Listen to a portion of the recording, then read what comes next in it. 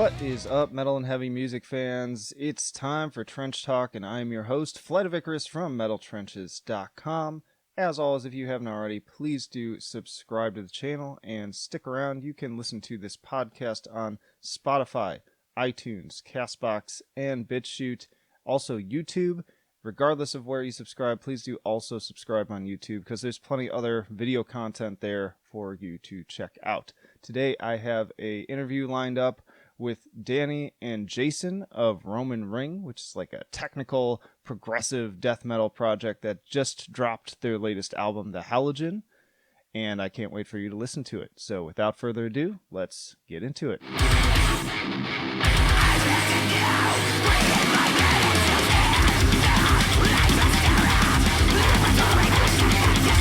Sick. Oh, there we go. All right, fuck, I finally got it. Oh, hell yeah. All right, fuck yeah. I think we're going now. We're cooking here. All right, fuck. All right, so why don't we start finally with y'all just introducing yourselves and the band. Cool. Well, I'm Jason, and I play drums for Roman Ring. I'm Danny. I do vocals for Roman Ring. And how did this whole thing get started? I'm relatively new to this project. Well, it kind of like is like a culmination of a couple of older bands from Chicago. One of them being a band called Small Town Murder, and the other being a band called Urjoni, and which is your old band, Danny. Do you want to tell this? I feel like you're better at this than you would have a better answer than me. I mean, it was basically an old band that was called Small Town Murder. I love that band, and had my own band called Urjoni. Franco, who's our bass player in Roman Ring currently, he was in Urjoni. Basically, I joined Small Town Murder once they lost their vocalist, and then about a year later recruited Franco. And then I think another year, maybe 2 years later, we lost our drummer, and then that's when I recruited Jason. Yeah, so Franco plays bass in Roman Ring, and he used to play bass in Urjoni. Right. So for people that have no clue, but yeah, so essentially Roman Ring Small Town Murder became Roman Ring, I think, after a handful of lineup changes before even me and you were in the band, Danny. Right. Remember, I think it's when they had David Bertone. Once him and Bill Fay replaced the original vocalist and guitarist, that's when they kind of officially did the name change. Yeah, to Roman Ring. And David Bertone, you could hear, he does vocals on our first EP, Gateways. Right. So you could hear him there. And yeah, that was Bill's first release with the band as well.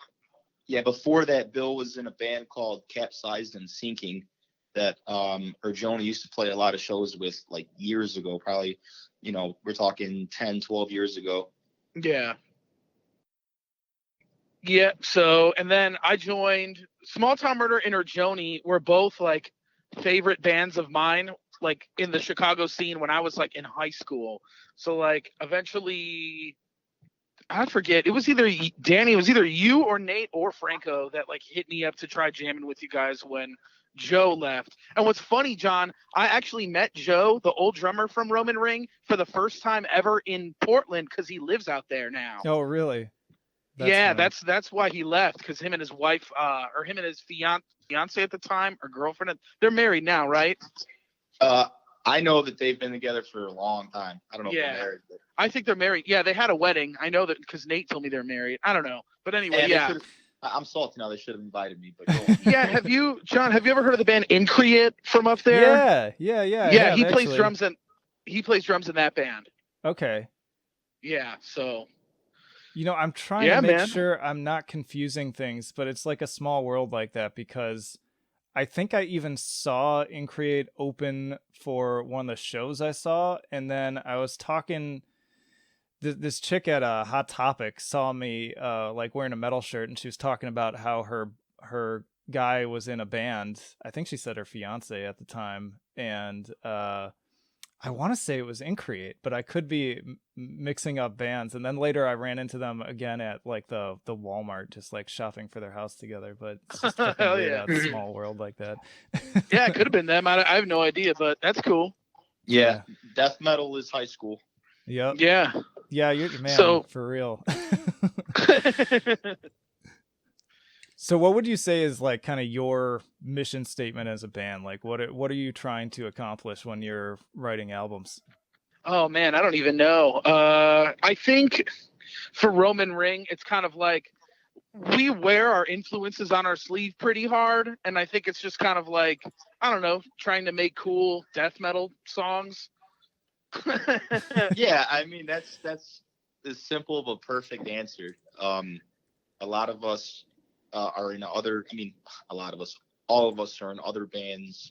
Um, me myself, like I have a a career where I can't just drop everything and start touring again. So like my personal mission statement isn't to try to start touring to get to that level. It's more so this is just like my outlet to make awesome metal with good friends and I know that each of these guys in our band in the city, just their other bands, speak for themselves as far as like the talent that we bring to the table. It's like we're kind of like a little super group in Chicago. And I mean that humbly, but everybody else is in a sick band. Everybody dedicates a lot of their time and effort into being an awesome musician. And so when we get together, it's not about, hey, we got to fucking tour. We got to get a record deal.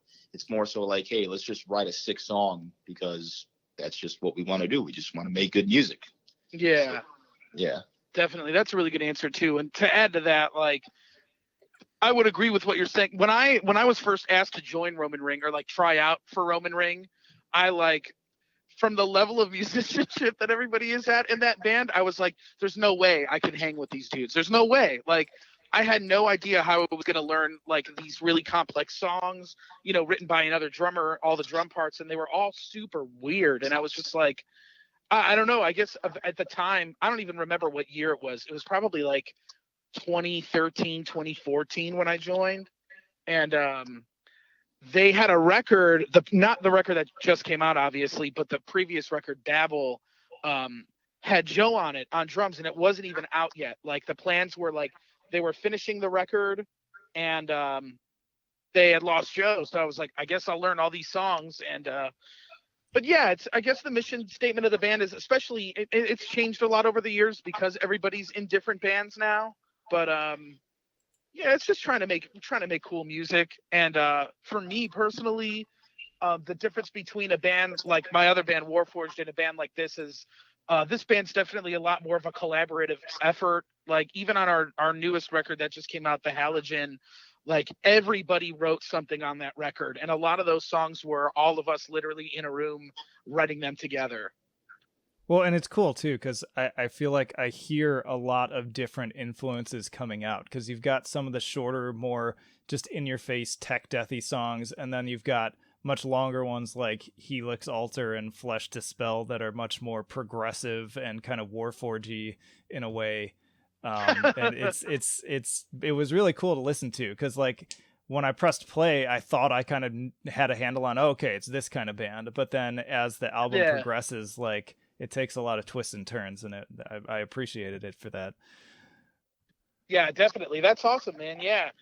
Yeah, there's a lot going on on that album, and I think there's certain parts that I mean there's certain parts that are pretty straightforward, pretty progressive, atmospheric, and then there's other random parts on the album that like remind me of like Veil of Maya, but then there's other parts that are just like, okay, what the fuck is that? Just really dark, like death metal-y, Yeah. and then like like the song Vatican City, that song's, the first 2 minutes of that song you're like, okay, this is just another deathcore band, and then as it goes on you're like, all right, this is a little more immersive, like. Yeah, it's definitely cool. I don't know. I mean, it's cool to be able to kind of just have that freedom. Yeah, and that's like what I look for now in a band because I feel like there's so many bands that sort of just do the same shit over and over again, and so I'm always looking for stuff that like diversifies and like doesn't just like throw shit at a wall and hope it sticks, but like really manages to take a whole bunch of influences and like crafts them into something that feels interesting and textured. Yeah. Yeah. The craziest example I've heard of that this year that I really didn't think I was going to like was actually that new Poppy album. I don't know if you guys have listened to that, but that's just fucking wild. Yeah, I've been meaning to listen to that because I've seen so much hype about it. I just haven't had the chance to, but I had no fucking idea who Poppy was until like all of a sudden one day I got on Facebook and everybody was like, "Whoa, Sumerian Records signed Poppy," and I was like, "I don't know who like I had no idea who that was." And then I learned she's like this huge YouTube star, I think. No, I knew who she was because I spend probably way too much fucking time on YouTube and follow quite a few people, and so I knew her from her weird, like just avant-garde YouTube videos. So when I saw that that video pop up that she got signed to Sumerian, I was like, what the fuck? Like I was instantly interested. I was like, whoa. Like what is this? So is she a musician? Like is that like her main thing?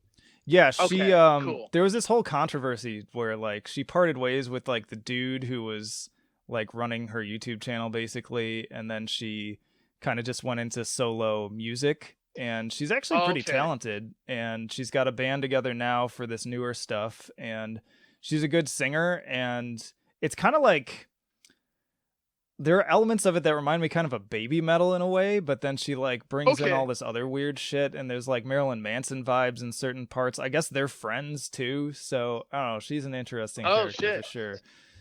Yeah, that's cool. Yeah, I definitely have to check it out. I will. I'm literally debating on buying a Bluetooth speaker tomorrow. So maybe that'll be one of the first things I listen to on it. Yeah. Yeah. She's very blonde. She is. Well, I'm Googling her right now. Her character, like, and the weird, you should definitely watch, she did an interview with Kerrang, and she does everything in character, and she's this very, like, weird kind of monotone, just, like, always in this weird, almost, like, alien space. And so just watching her interview is really bizarre and kind of captivating in a way. Yeah. Yeah, I bet she's going to blow up, too, and be some big shit for sure. Yeah, why not? I mean, at least it's, like, something good. I mean, honestly, it's better than most of the shit on the radio, so I'm like, fuck it. Why not? I hear you, man. Another random aside before I jump into kind of my next question. I looked it up because I had a recap of the show, and so yeah, I saw Increate, and I did talk to that dude's girlfriend or whatever, and they opened for Dark Tranquility, and guess what fucking shirt I'm wearing right now? Dark Tranquility? And not only that, but the shirt from that show. Like from the Hawthorne Theater show where I saw them. So that's a fucking weird coincidence. Hell yeah. Is it a character shirt? It's the album cover? It's the Atoma. Oh, okay. Yeah. That's the newest record, right? Yeah, the newest one. Yeah, that one's pretty good. Yeah, it's good. That band is so sick, dude. I think they're awesome. You know what's funny? One of my favorites over the years. When, do you remember like 10, 12 years ago, like where metal and hardcore was kind of divided, and it was like, if you listen to hardcore, you know, like metalheads weren't messing with you and vice versa. I remember like you know, there was a part of my life where it was like, am I gonna listen to hardcore or am I gonna listen to metal? And you know, like I'd listen to like Remembering Never and be like, man, fuck yeah, dude. Amazing. Dude, Women and Children Die First is a sick record though, I'm not gonna lie. Yeah, dude. I still have it on my shelf right next to me. Fuck yeah. So fucking heavy. And then, you know, there'd be other bands like you know, like Opeth, and I'd be like, dude, this is amazing. So my buddy in high school, he was like, dude, don't fuck around with that hardcore shit, man. Listen to Dark Tranquility. So dude. I went and I bought Character, and within the first 30 seconds, my mind was made up, dude. I was like, fuck hardcore, man. It's all about metal. Yeah, dude. Yeah, dude. They were the band that got me into melodic death metal, and then probably by transition, like death metal in general. In fact, I remember... Wow, that's cool. I remember a particular summer where, you know, we would go to the pool because there was like nothing else to do, and we had a like membership. I would go there by myself, and while everyone else was like listening to like the radio tunes and shit, I had a Discman, and I was listening to fucking Damage Done on repeat while I was trying to Oh shit, okay. suntan, even though like I would just fucking burn. But yeah, I have fond memories of Dark Tranquility days, man. That's one of my all-time favorites. Damage Done's a really good record too. Yeah, Fuck, man. I'm gonna like listen to all their records after this. The trifecta is like Damage Done, Character, and Fiction. Like those three by far. But I've got all of them on my shelf. Like I love pretty much every one of their albums. Yeah, I think I have every one of their records too. Fiction was the first one I had heard by them. That's kind of how I got into them. Yeah, Fiction. It's funny. The other day when we were driving home from the Bonita Massacre show, which I'm so jealous that you got to see them live. That's in my top 3 as well. That fucking album. Dude, Jesus Christ. I'm so grateful that we fucking got to see that show because literally the next day that's when they shut down. Oh man. Everything. So we that's a good one to end it on though, man. I know, right? Who else played with them? Oh no, go for it. Let me not interrupt your story. Go for it. Oh, just that on the way home, Jason was playing Soilwork, and that's just another band kind of in that like Dark Tranquility kind of, Yeah, Figure Number 5 and all that shit. Yeah. Hell yeah.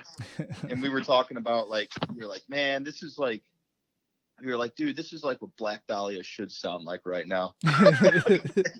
I'm just like so sick. I'm wondering how this new Black Dahlia album's gonna be, because I really loved what was the last one? Nightbringers? Yeah. Yeah.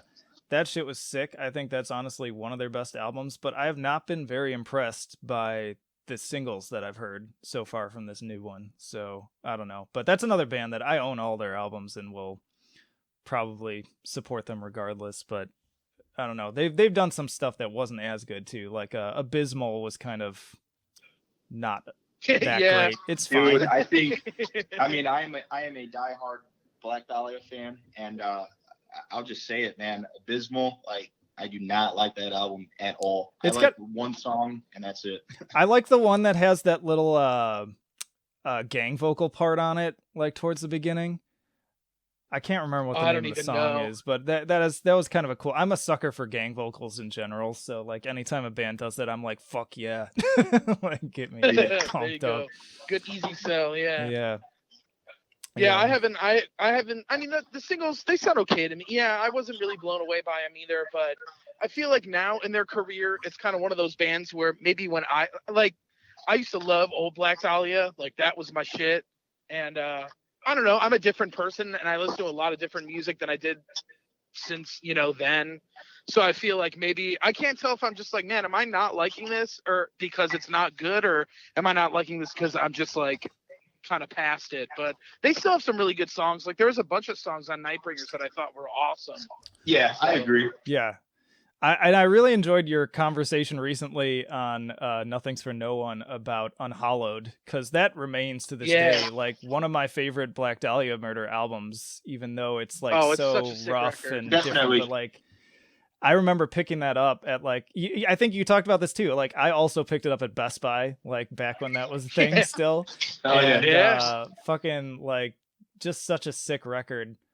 I know some people really say that Miasma is the one that they love the most, but honestly that's not one of my favorites. Like I think Unhallowed is way fucking better. Oh, I love Miasma. That's like my shit. It took me a while to get into that one, honestly, and I like it a lot more now, but that's not even in my top 5 probably.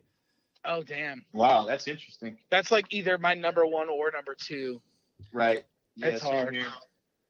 Like the first 3 Black Dahlia records, those are like the staple ones in my opinion. Like at least my favorites. For the longest, Miasma was just it for me as far as their discography went. And then recently, like I think it's almost a tie between that and Nocturnal for me. It's Ritual for Nocturnal's me great. all the way. I think Ritual. Oh, Ritual's really good. Ritual's fucking sick. Great album cover phenomenal. too. Just all around definitely. great shit. And then I think their most underrated one easily is Deflorate. Yeah, it's a good album, but yeah, that's definitely one that people don't talk about as much. Right. Yeah, right.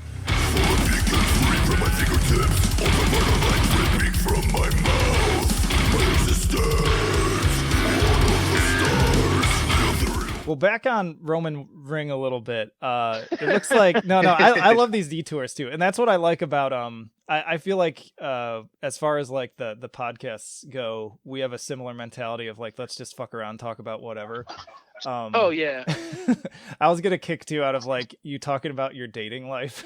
Just like that seems to be like a recurring segment for no reason at all, but it's like always manages to be entertaining. You're fucking like calling out people from high school by full name now. Hell yeah. Yeah, you like that? I'm not no more holding back. Oh my god, dude, it kills me. I was like dying laughing the last time because you just like kept saying it, and I was just like, man, that's some funny shit. But yeah, that's funny. But yeah. Well, we can loop around to wherever the fuck. I don't care. But I did want to touch on it looks like there's like a conceptual element to this album too, like shit about like experiments on soldiers in World War II, and Oh you want to yeah, say hell some shit yeah. about that? Yeah, so like at the time when we we were kind of first coming up with ideas on like what to do as far as a new release went, like we had put out Babel, but I wasn't even on the record, so it was weird because like my picture's in there for the promotional picture, but Joe, the old drummer, played all the drums on it and wrote the songs. Like I had nothing to do with the record essentially. So we were all like, hey, let's, at first we were going to try and do like a short EP and be like, let's just get some new songs out with the current lineup. So like it's an accurate representation of the band. And we started coming up with ideas on stuff. And I've always been like, especially at the time, at least, I was really huge on concept records. Like it was my favorite shit. I couldn't get enough of it. And like, obviously Warforged were a huge concept in itself. So I was just like, okay, cool. Like Warforged has I feel like a lot more strict guidelines. And when everybody expressed, ideas, like, cause when you join a new band, at least for me, it's kind of you don't know where you lie as far as creative control goes. Like, Yeah. What is everybody like? Does everybody have a vision? This band's, I was joining a band that was already established, but everybody was super cool. And they were like, yo, if you have ideas, bring them. And at the time I was a bartender at like this really like shot restaurant, like a family restaurant. It was a really weird scenario, but like the bar would always be dead. So I would always bring books to read, and I was reading like a shitload of science fiction at the time. So like Dune, and specifically, Danny, you remember that book, House of Leaves? Yeah. Yeah. So I got that book and I read it, and that was like a huge inspiration to kind of like what the Halogen became. And yeah, it just started out like I came up with like a couple different ideas, and like I sent them. I mean, me and Danny kind of went over them and picked apart like kind of what we wanted to do. And I had a general structure of like, hey, I kind of wanted the theme to be based around like a dude that does some type of fucking drug and something insane happens. Like, and we kind of came up with a story from that. And I guess there was a lot of, I don't know. I mean, Danny, you could probably speak on it better than I can. I mean, Jason came up with the concept itself, and then I kind of helped him refine it so that it was more of a story than just like a dude on a drug. It was more like something that happened to him in his experience. So yeah, I mean, like in a nutshell, it's just this U.S. soldier back in World War II where we came up with this weird concept that there was a secret military base in Vatican City, which was a neutral zone during the war, meaning nobody could have any sort of combat in that area. So U.S. took advantage of that, and then what they wanted to do was make basically like a super soldier, like almost like an X-Men, like a mutant. Some like psyop shit. Right. Where basically that the soldier would be able to become invisible. And then, and that way he could spy on other forces. But the experiment went wrong. The dude went into a coma from the experiment and eventually died from it. But the story is him at first in the experiment. That's the song Vatican City. And then at the end of Vatican City is when he enters his coma and then sequentially, like that's how the album goes from God Narcotic all the way to Flesh's Spell, which is where he dies. But in his mind, in the coma, he thinks that he's just becoming like this, like almost like a god, like he is one with the universe. And then the first song on the track is called Charles. That's his name, the character's name. And then that's actually where the story ends. So it's just kind of like this weird timeline, almost like it's almost just like time's a flat circle kind of thing, as far as each track goes. And yeah, that's basically it. It's just this guy, his trip in his coma, but Vatican City is what leads up to it. That's like the big setting song, I guess. Yeah, For exactly. the whole set the stage type deal. But have there been particular bands over the years that like got you into this more kind of conceptual album? Just focus on things. Yeah, I don't know where to begin, man. Opeth, that's huge. Yeah. They're huge. Yeah, we fucking love that band. And My Arms, Your Hearse, man. Fucking that concept. Still Life is also a killer concept. Like, there's some awesome shit that they do. I've always been like big into really like progressive rock growing up. Like I was really big into like King Crimson. I still am, and like bands like Genesis and stuff. Nice. So they'll take these, they'll have 20-minute songs that have all these intense movements, and like they're all conceptual. And I think it's funny speaking on it now, like where I'm at with everything, because I used to feel like concepts were like the pinnacle of everything, and now it's almost like I feel like I get exhausted whenever there's a concept of something I'm listening to. I feel that way like, too sometimes. Shit.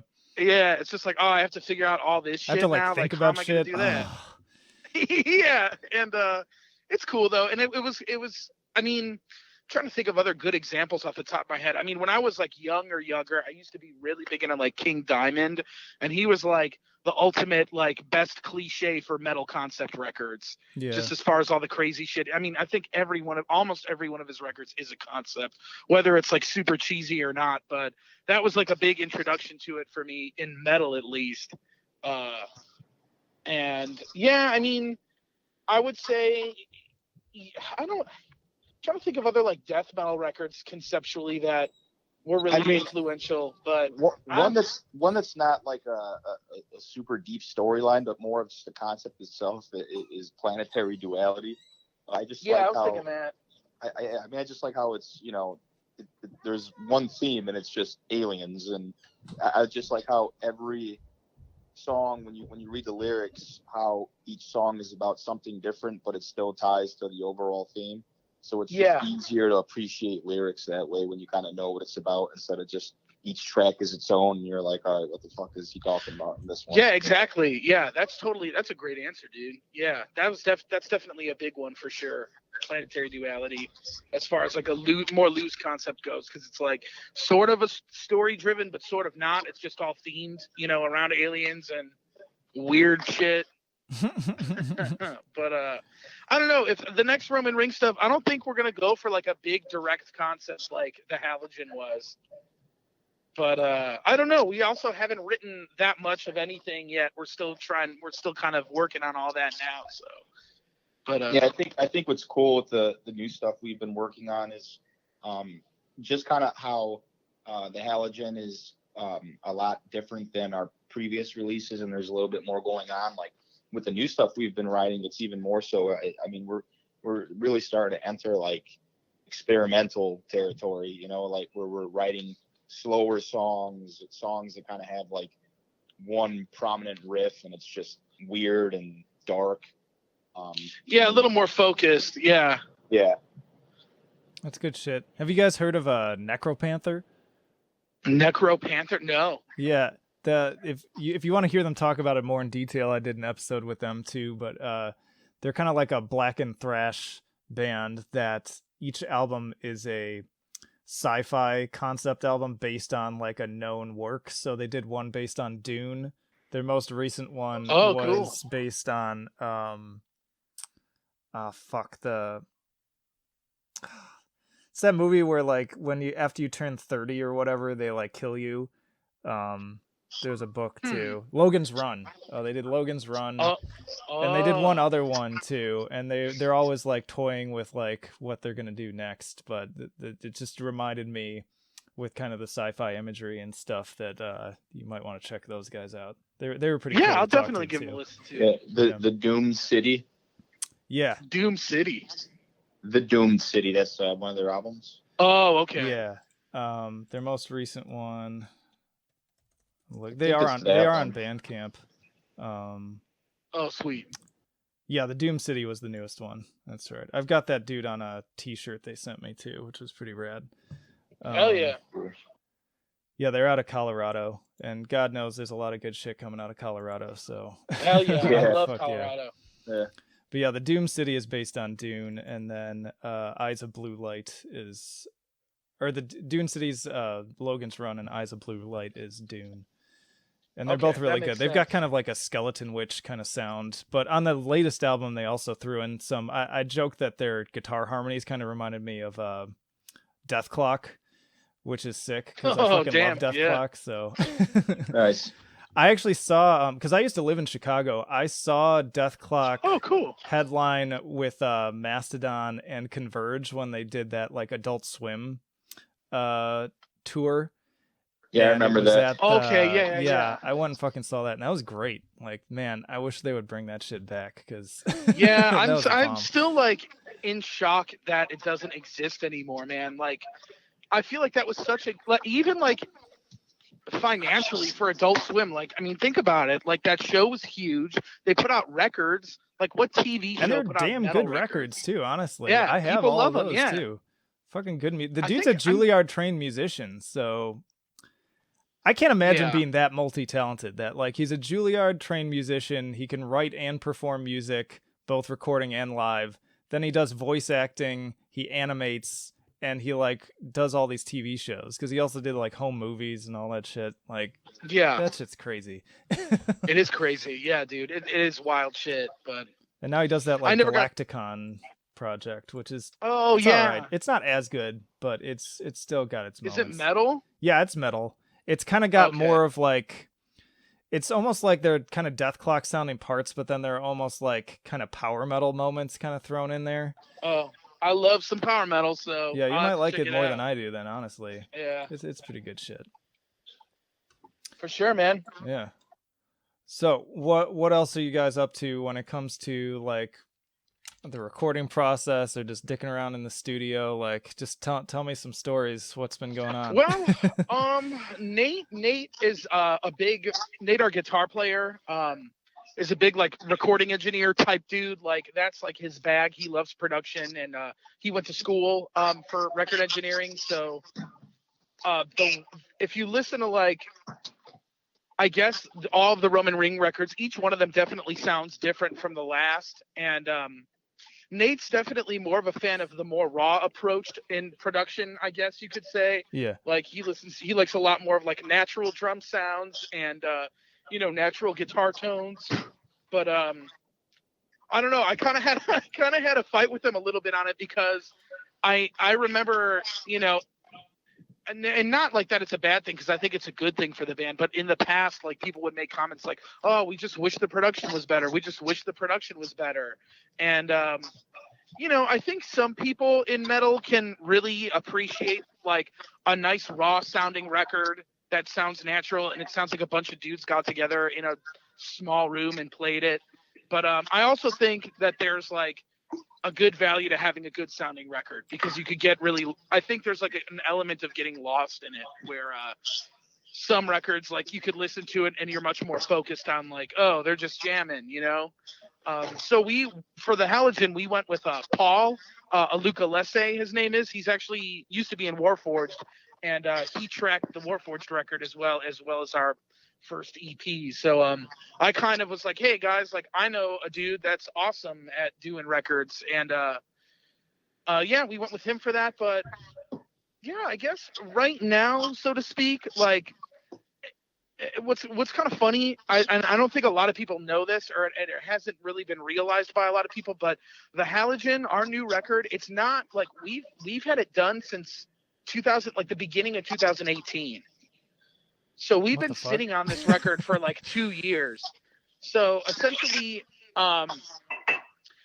initially I tried pitching it to a couple different labels and nobody was really taking a bite out of it. And in the meantime, all of our other bands were kind of gearing up and doing other stuff.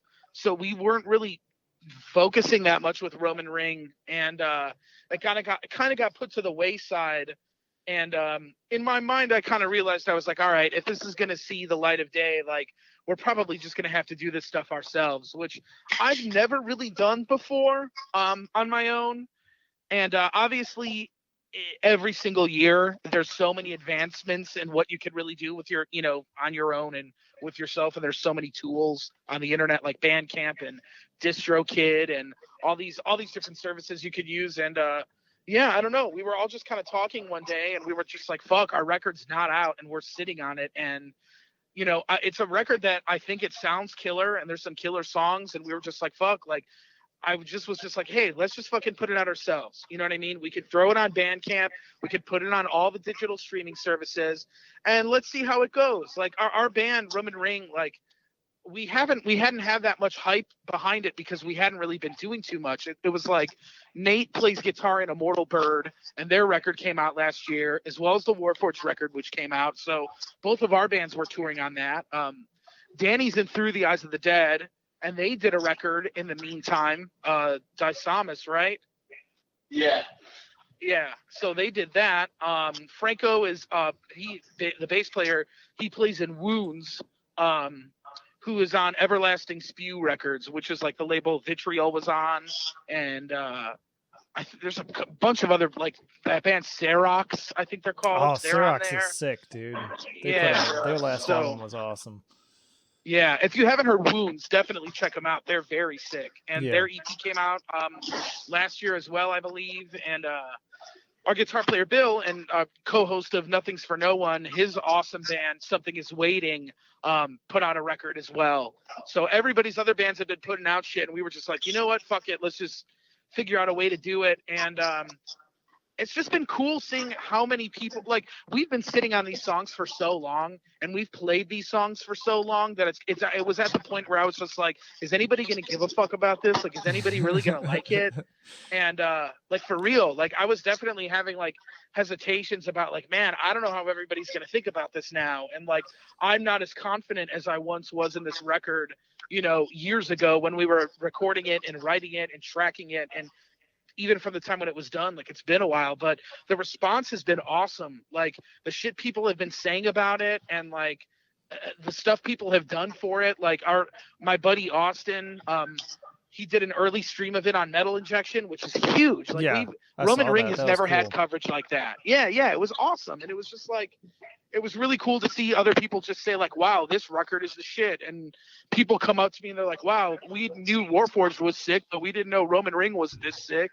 And I was just like, oh, this is so fucking. It's just, I'm really grateful. It does for kind of and, feel like good timing too, because like, your Voice did so well with Warforged, kind of in the underground. People were really talking a lot about that album. People were talking a lot about the latest Immortal Bird album, which was pretty damn solid. Yeah. And like, all these bands kind of like have recently put out stuff that people have really just started really taking attention to all that stuff. So when you combine all that and they find out there's this band that has members of all of those things, it's bound to draw some attention. Exactly. Yeah. And that was the trick to the timing too. Like, part of me was, because I initially wanted to drop it like a little after Voice came out and a little after Immortal Bird's record came out. But then the more I thought about it, I was like, well, what if it just gets overshadowed by like our records, So I think it's kind of cool that people got a chance to kind of marinate on all the other stuff all of our other bands put out, and then they could go into this Roman Ring record with more of a fresh mindset. Yeah. So I'm really happy with the response. I mean, people have been paying for it on Bandcamp, which is still insane to me, but is awesome, And people are asking us, they're like, "Oh, are you guys going to do vinyl? Are you guys going to do, physicals?" And which is in the works. I'm not vinyl just yet, but we're planning on doing some CDs at least for now. And I might need to get a CD. Yeah, we'll definitely. I'll just send one to you as soon as whenever we get them made. But yeah, we're just kind of like taking it piece by piece. We were sort of like, instead of doing this giant release, let's just do it, ourselves. and put it on the internet and see how it goes. And it's been awesome. I mean, it's been really cool to see feedback. I mean, I've seen people talking about it all over the, on the internet, and it's just cool. And I'm glad that it's being viewed as Roman Reigns as its own entity instead of like everybody just comparing it to like all of our other bands. Yeah. So, and I mean, I'm just confident that it's different enough from all of our other bands that it really does like have a good leg to stand upon. And I've just been telling people like Halogen is like a love letter to all of our favorite, so just to metal and like all the cool shit we have. Cool, man. All of our collective like feelings towards it. It's just like a tribute to that almost. So it was cool because I've always wanted to do like a record like that, like a big concept with all these different songs that sound different, with all these different styles and influences, and big flashy artwork. Like it's always been a dream of mine. So it was awesome that like we really got to do it with this release. It came out great. I love the artwork too. Definitely nails the feel of it. For sure. Thanks, man. Yeah. It was. I love the artwork too. I'm really happy with the outcome of that.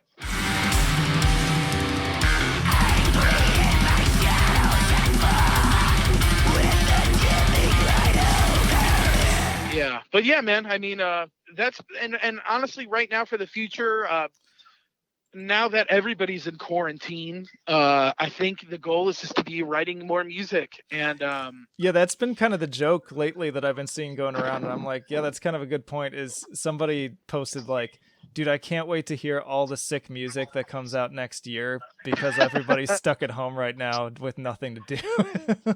Yeah, right. Yeah, that's exactly what it is. It's like we're all just kind of like, oh, well, what the fuck are we doing? But it's pretty cool. It's awesome that we get to like really play, really get to like still play together and come up with new ideas and stuff. And it's exciting. It's exciting because I don't know, like the exciting prospect to me is like, I know we're going to come up with 6 songs. I'm just excited to hear what they're going to sound like. Yeah. So yeah, I think the goal is to do another similar release, like another record. And yeah, I guess just see what happens. We're kind of like, we don't really have too many concrete plans on it, but I kind of like that because with the Halogen, like it sort of came together naturally, and we realized we had so much music where we're like, well, this is a little more than an EP. So, we turned it into a record, and pretty happy with it all, and excited for the future. And yeah, it's cool. It's cool shit. Hell yeah. Another thing I've been asking people on the podcast lately since, being 2020 and everything, I've been reflecting a lot on like the best albums of the past decade. And I'm kind of curious what you guys think about in terms of like kind of in your genre, what do you think were like the defining sort of like progressive and technical death metal albums of the past decade? Damn, that's really hard. I think one that stands out immediately is Labyrinth Constellation by Artificial Brain. Hell yeah. That blew me away the first time I heard it. Yeah, that's definitely like, I think that's going to be looked at as like a new classic in a few years. Yeah, definitely. Just because, and it's so influential. I mean, you hear so many bands like with that type of sound now, where they're just going for that like, weird but death metal. I know that's not a good description, but that's definitely up there. I would say Watershed by Opeth, I think, is another one that's just a huge, good example of a lot of modern progressive metal. Yeah. I think Watershed is 2009 though? Like that doesn't even. Oh yeah, fuck. Yeah, I think it just missed it because I did my top 100 video and I remember looking into Opeth and being like, fuck, none of their albums that I love actually made it into that decade. Because I think right around just after 2010 was when he shifted into only clean vocal stuff. Yeah. Damn, that's a really hard question then in the last 10 years. I mean, I think the Car Bomb albums are fucking awesome. Hell yeah. I would throw that in there. Yeah, definitely. Meta, especially. I really liked Meta. Meta, definitely. For me personally, I love the Contortionist language. Is fucking incredible. That's up there, definitely up there. Yeah. I'm trying to think. Shit, man. Yeah, I don't listen to enough metal anymore to like remember any of this shit. Yeah. Honestly, like man, I could pick like my favorite albums of the last 10 years, but like most influential is hard because I feel like there's so much. I mean, I think like, I don't, man, I'm like Defeated having a brain Sanity. fart. Chapters of Repugnance. That's older than 10 years though, right? Maybe it is. Yeah, that's Maybe got to be it's older than missed the 10 cutoff. years. Because I was thinking of Defeated Sanity too.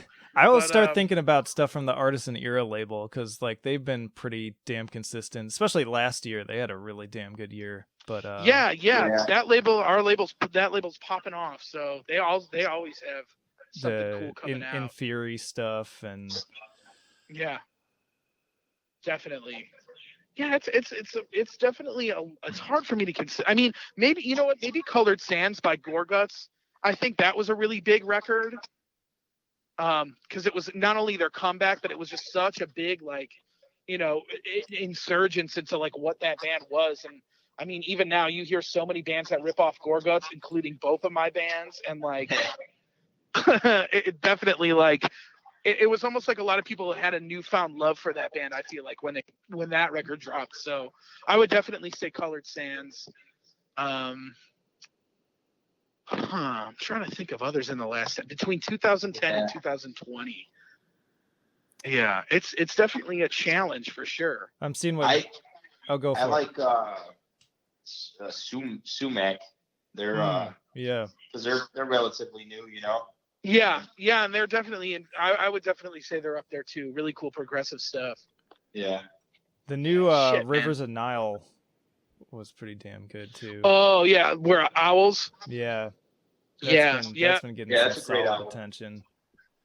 Yeah, they're another though that band. I would say even the Harvest Wombs by Fallujah. I think like Hell yeah. that was a Fallujah, big man. record That for. was a good one. I was kind of Yeah. disappointed in their last one, honestly, but yeah, the last two really before that, really fucking good. Yeah, I actually like the newest record, but Flesh. I feel like when the Flesh or not, well, Flesh Prevails, I think was highly influential Yeah, because Flesh for that record, yeah. that record specifically was just like everybody. What's funny was like I could not stand that record when it came out. I thought it was like all over the place. I thought it was way too insane. I just didn't. It took I me guess a I didn't minute, fully too. understand it. Yeah, Yeah. but now I do really enjoy that record. But I like the feel one like that after kinda- that too. I'm forgetting what it's called now, but it's got the like Yeah, I can't remember either. pregnant weird like Alien-looking genderless thing. alien dude. Yeah. Yes, yeah. I remember that too. I can't remember the name. I didn't really listen to that record. It's really good. It's really good. Honestly, Yeah. I kind of like it a little bit more than the Flesh Prevails. It kind of like extends Oh, similar wow. concepts and fleshes them out a little bit more. Yeah. Well, I would definitely say the first record, The Harvest Wombs, because that was like my first experience into like atmospheric, technical death metal type stuff. And me and all of my friends at the time were just like, yo, this record is like hot shit. And I think it still holds up too. I think it's still a killer record. But yeah, I think there's like a few of those records in death metal where it's just like bands just like strike gold. Another one I'm gonna say, and this might be on a limb for some people, but when this album came out, I was like obsessed with it. Was Solipsis by the Zenith Passage. Oh yeah, that was a good one. Yeah, I think that record is was like a good one. yeah, That was a I good think one. it's just an awesome tech death record. It's got so much cool, like you have that faceless influence, and I mean, it was just like, and especially at the time, it was like nobody was really doing that shit. So it was so cool to hear like a band just come out and be like, here's some Deeds of Flesh worship, here's some faceless worship. Like, it was just like, oh fuck yeah, that's everything I want. So I got two for you here, and this one just made the cutoff. Surreption, Deterioration of Minds. I don't know that one. Oh man, that one blew me away. That's basically like Decapitated and Necrophagist made a baby. yeah, the first Surreption record. Oh, yeah. Yeah. And then the second one is Wormed. Oh, Exodrome. dude. Oh, Fucking fuck, Worms. yeah. Man. Dude, Yeah, that dude. shit R.I.P. is to their drummer, too. modern day Cryptopsy, man. Fucking Yeah. man. Yeah, definitely. Yeah, Krigsu by Worms. Oh That my is like God, dude. untouchable death metal. That shit shit in my annihilated opinion. me. Yeah. I Yeah. laugh thinking about that record too, because like my day job is actually I do counseling like for adolescents and stuff, and I have like a bunch of teams that I supervise, but I was still carrying like one case, and I would pick this kid up, and I was listening to Krieg Sue, and they'd look at me like I was fucking nuts. I was like, "What, dude? You don't like this?" And he was like, "I don't know about that." I love that record, man. I think it's like that is like, yeah, that's definitely like top 10 decade shit for me for sure. Just so cool. But you know, I I've throw been really Ulcerate into... in there too. Oh yeah. Oh yeah. Ulcerate, Yeah. man. In fact, I just got their new one, the promo for it, in my mailbox, so I can't fucking wait to listen to it. Oh shit, that's awesome. Yeah, didn't they just put out a new single like a couple days ago or something? Yeah, I think Yeah. yesterday, actually. Yesterday. Or I the haven't day heard it before. yet. Like a second one. Yeah. Yeah. Oh shit. I gotta Yeah, look they that did up. put out a second Yeah. one. I haven't heard it yet, but yeah, they're definitely, that's another influence on us too, is Ulcerate. They're a big one. I saw them live with Zrine and who the fuck else did they play with? I'm forgetting now, but that was a really cool show. It was kind of like a little hole in the wall. Got really up close and personal with them, and their fucking drumming and guitar work is just so ridiculous. Oh yeah. Like, Oh, yeah. Yeah. it's just absolutely you know what? maniacal. Another one I'm gonna say is Vexo Void by Portal. Hell yeah. Yeah, Another I great love that. I choice. think that band is like one of the most evil bands of all time. That and, album like, is like, it sounds like a fucking swarm of bees like half the time. Yeah. It's ridiculous. And then I love It's the music awesome. video for the like the Conqueror Worm or whatever, and it's even Yeah, like based on dude. that like Edgar Allan Poe shit or whatever. Yes, Yeah. it's so sick, dude. Yeah, I love that band. Fucking But wear a clock on your head and go to town.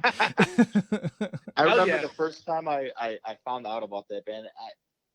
I don't remember exactly how or whatever. It was just watching that YouTube video, and I was Yeah, like, man. "What the fuck is this?" They're fucking Yeah. nuts. But I was like about it. You know what I mean? I was like, Dude. "This is goofy but scary." Do you want to know how I heard about Portal for the first time? This is a fun throwback. Was back in the MySpace days, Joni, your old band, Danny, on your influences, somebody put Portal there, and I was like, oh, like, because you used to be able to have like a little section for like the bands that influenced you, and you Yeah. guys always had sick bands, so I was like, oh, I bet everything they like is sick. And then I watched like a live video of Portal, and I was like, what the fuck is this? Like, Dude, that's so funny. I used that was like my number one tool on MySpace was the influences. influences? Yeah. Anytime I find a sick band, I just throw it on there. Hell yeah. Oh yeah. Dude, I feel like a lot of bands did that though. I mean, I remember Yeah. I found Obscura through Veil of Noth's nice. influences, and it was right before Cosmogenesis came out. I was like, okay, this can't be a big influence, but Yeah. they're obviously a sick band. Like, Dude, Obscura was probably Yeah. the last band that I found out about like through a magazine and not the internet. really? Yeah, they were featured on something. They were like, oh, you know, and it was around the time that I got into Gorguts. I got into Gorguts late, and Oh, okay. yeah, probably around like 2008, I got into Gorguts, and Okay. that's around the time I was listening to the album Obscura. So when a band came out, I was like, oh, you know, let me check these guys out. And they were featured in a magazine, and they were Yeah. basically like, yeah, we're totally paying homage to, you know, Gorguts by naming our band this, but Yeah. obviously it's a lot more than what they sound like, you know. Oh yeah. But it was, yeah, it's so weird, man, that like, you know, years ago, to find these bands, you had to fucking do it like through the magazine section of like the new releases, like the very last Yeah. pages. I mean, that's how I found out about like Animosity and Ion Dissonance and Despised Icon, all that shit. And now it's like you just do it on your phone. Yeah, I did Yeah. a video on this too about like I was just thinking back to how different it was just, you know, a couple of years ago really, of how I would find this music then versus now. And how back then Yeah. for me it was all like fucking like Headbangers Ball and like metal magazines and like just the inserts from other CDs that recommended you like other bands Dude, on the same label. Comcast Cable had a fucking channel. Yeah, yeah. Music Metal choice. channel. Yep. And I would just like leave it in the background. This is Yep. like 2004, That's dude. That's you how know that's how I found out about like Dillinger Escape Plan and like just like Nile. that's how and I discovered After the Burial through that Comcast channel. Like, Oh, shit, yeah, okay. dude, Nice. fucking good shit. You know, if you guys like Portal too, I don't know if you've ever heard of Malthusian. No. Yeah, I have heard of them. They're How do you really spell fucking that? sick. Malthusian. And they've got 2 EPs and 1 album, and they're all really good. I actually really I heard their first EP or demo rather, and was just like, dude, this is some like vile, disgusting sounding shit, and I love it. Oh yeah. And it's got the drummer from Altar of Plagues. Oh, They're cool. Oh, they're fuck, Irish. okay. They're an Irish band, I believe. Oh, no shit. Fuck yeah. Yeah, you know what? Maybe I have heard of Malthusian then. I've heard the name a bunch, but I don't think I've ever listened to them. I'll definitely check them out. I love Altar of Plagues. Yeah, they're especially that last album. I actually included Yeah, that in my Teeth, top Glory, and 100 Injury. of just overall my favorite albums of the last decade. Teeth, Glory, and Injury, man. That is just such a unique, disturbing, bleak, just interesting album to listen to. I was just like captivated. I'm getting goosebumps just thinking about that album. Like it's just so crazy. Me too. Yeah, that was a big influence on Warforged for sure. Was that record? Oh, that's cool, man. I fucking Yeah. love that album. I see here that Abyssal, they have Abyssal too, man. Fuck yeah. They have a new song. Yeah, they're cool. They have a new song that they put out last year. I didn't even know. They have a new record album that came out yeah, they last had a year. whole Yeah. album. Oh, it's a whole album? Yeah, they have a full record. I will say it's Oh, fuck, yeah, I see good, it. but it's a lot more Doom oriented, which Oh, Okay. really? kind of put me off a little bit because I'm not as much into the Doom side of things. I definitely really loved the album, the last album before this new one. Yeah, with It's the like blue cover. Hexen Kessel or some shit. I'm forgetting now. Like Yeah, I have- Or no, yeah, Anti-Catastasis or some shit. Anti-Catastasius. That's what it is. Yeah. Yeah. Yeah. That shit was the Yeah, bomb. great album title. That's easy to say. Yeah. Hell yeah. Yeah, man. I mean, honestly, it's hard to I was trying to think of today. I was like, man, what are new metal records that I've really been into, like new metal albums? And I would say all of the new shit Acacia Strain has been putting out is like, I think it's the best shit of their entire career. And It's I'm a huge fan interesting. of that band. Yeah, I it's love different. it. I'm all about it. And that new Beneath the Massacre is like hands down. Oh my like god, dude. It just fucking wrecks you. And honestly, I think it's their best album. Like I do too. I think it's way better than anything they've ever done. Like it's amazing. I agree. So I fucking agree. good. I'm still opening up to that. I will say though, that third song they put out, or no, it was the first single. What's it called? Autonomous Mind. Yeah, Autonomous Mind. I think that's their best song. So ever. fucking sick. Yeah, It's I would so agree with sick. that. It's the best song they've Like- written. Yeah, they closed with that live too, and it was just like, oh shit. Oh, man. Like Yeah. that And they played it pretty tight too. Like Yeah. awesome. that Loathe, the new Code Orange are like my top 3. And then like Oh yeah. fucking I gotta check out the new Cold Orange. Yeah, I still haven't listened to it either, but I've heard all 3 of the singles. One of them I didn't like, one of them I really liked, and then another one I thought was okay. it's But they a were all weird very album. different sounding. And Yeah. the whole album's like that. Like it's all over the fucking place. And I feel Yeah. like Reba's on it a lot more with her vocals, and it's a journey of an album. It's fucking crazy. Yeah, she does the singing, right? Yeah. Okay. Yeah, that one heavy ass song sounds like you're getting your ass beat at like an art museum or Yeah, something. I loved that quote. That is such a great quote that they soundbited you for. Oh my god. Yeah. I love it. But yeah, it's a fucking crazy song. And I was talking to my review too about how like they do a lot of that weird like skipping where it almost sounds like your disc is skipping. And Yeah. it seems and it was funny too because when I first heard the song and then anytime I heard somebody do a reaction to it, they all had the same reaction where they like looked down and were like, shit, did my computer just like fuck up? Like what happened to my recording? And then I was like, that's appropriate though, because they're so influenced by like the new metal era. And when I think of the new metal era, I think about carrying around my shitty fucking Discman and having the CD skip all the time. And so I'm like, that's just, Dude, I wonder if that's get a on CD player purpose. with anti-skip protection. Yeah, man, I ultimately got that like fancy white one with the clip and everything that like really Oh held hell that yeah! shit together. I had a clip one. Yeah. I had a clip one too. Those ones were Do you the remember shit. when you would drop that shit? How like just fucking it was the worst feeling. It was a disaster you're too. just Like, oh no! half the time it would like pop open too, and the disc would go rolling down the hallway. You'd be like fucking chasing it. You're dragging it Yeah. behind you with your headphones, and oh my god. Fucking disaster. Classic shit.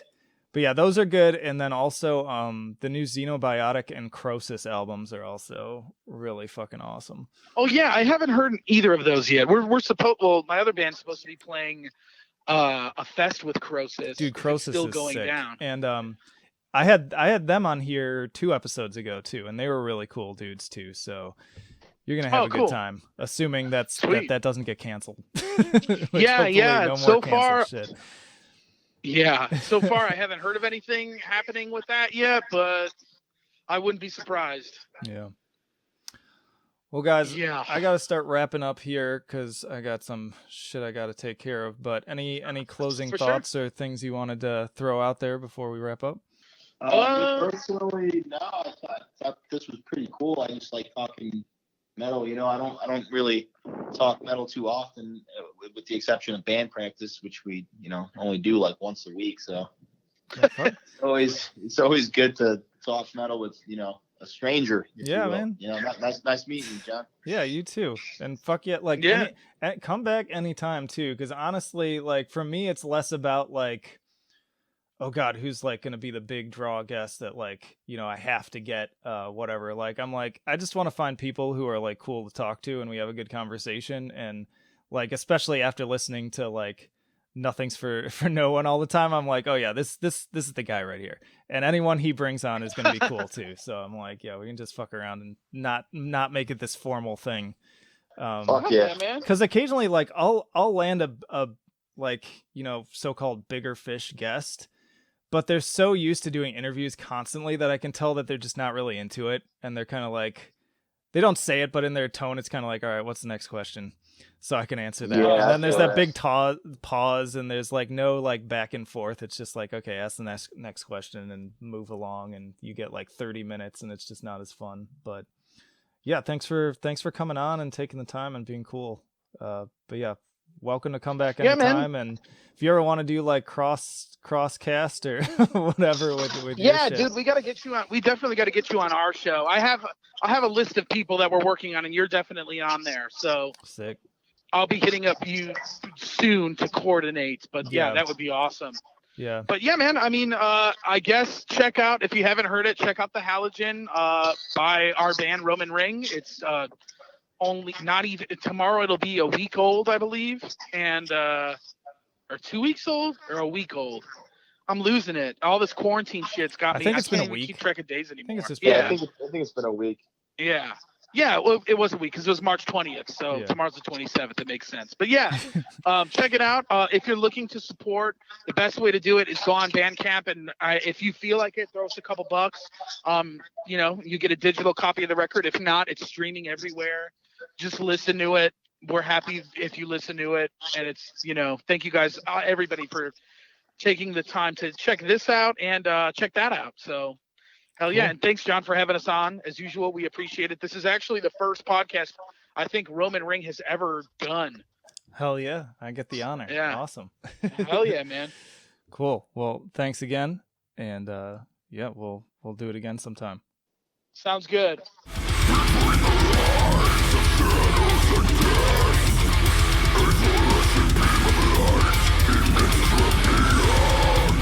And that'll do it for this episode of Trench Talk. Thank you, as always, for listening. And one more time, if you haven't already, please do subscribe. Stick around. Subscribe to our YouTube channel as well, because there's plenty of other videos for you to check out there. And if you hop down the description, you can find links to all of our social media, the email newsletter, which I send out every Friday just to keep you up to date with everything that's going on at metaltrenches.com. And if you continue to come back, you're a returning listener, and you feel like you're getting added value out of these podcasts or those videos, the channel in general, then consider subscribing to our Patreon or Subscribestar. Just $1 a month makes a huge difference for me, covering the overhead costs and also justifying the time that I put into this. But that'll do it for now. Flight of Icarus signing off. I will see you in the trenches.